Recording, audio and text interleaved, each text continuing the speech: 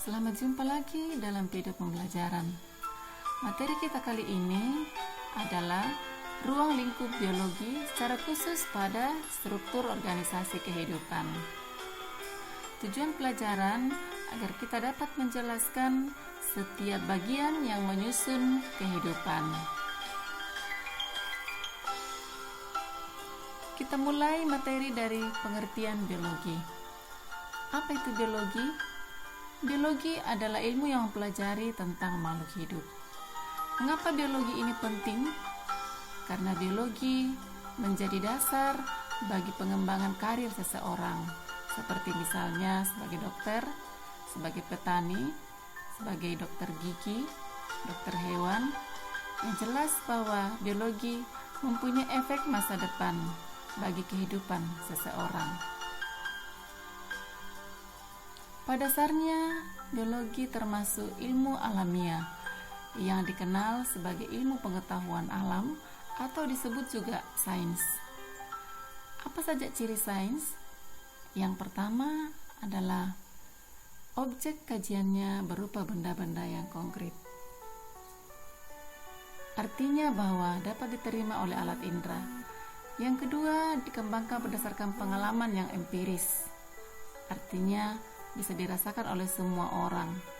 Yang ketiga, menggunakan langkah-langkah yang sistematis. Artinya bahwa langkah pertama menjadi acuan bagi langkah selanjutnya. Yang keempat, hasilnya bersifat objektif. Artinya tidak direkayasa. Yang kelima, menggunakan cara berpikir logis yang masuk akal. Dan yang keenam, menghasilkan hukum yang bersifat universal, umum. Bagaimana kaitan biologi dengan ilmu yang lainnya? Biologi sangat berkaitan erat dengan ilmu-ilmu yang lainnya, saling membutuhkan atau saling mendukung, saling berkaitan. Biologi tidak bisa terlepas dari ilmu-ilmu yang lainnya. Objek kajian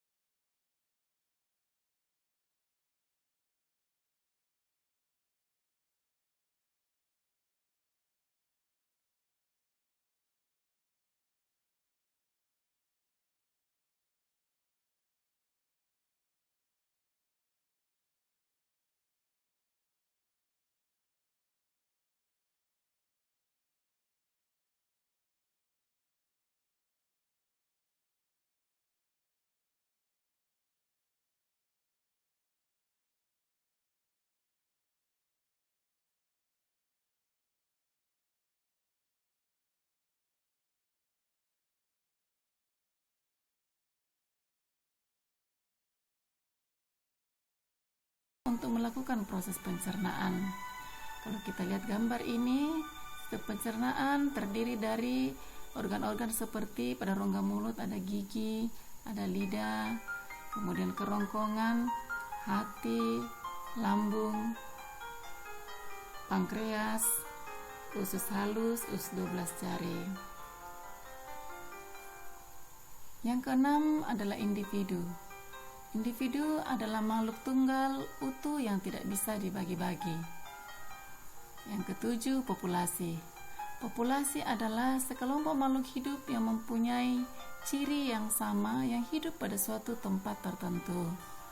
Ya, contoh Kita lihat misalnya pada gambar ini, di sini ada beberapa individu burung yang hidup pada suatu tempat tertentu pada kolam. Yang kedelapan adalah komunitas.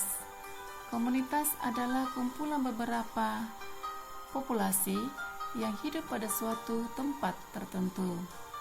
Ya, contohnya komunitas sawah, komunitas kolam.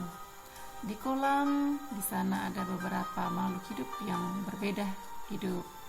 Contohnya ada katak, ada ikan, ada beberapa macam tumbuhan.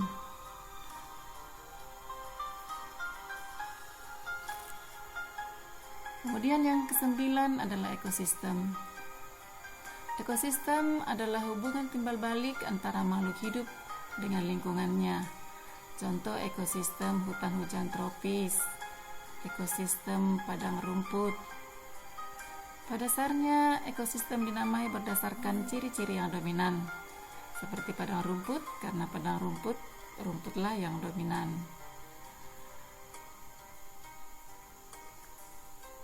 Dan yang terakhir 10 adalah bioma.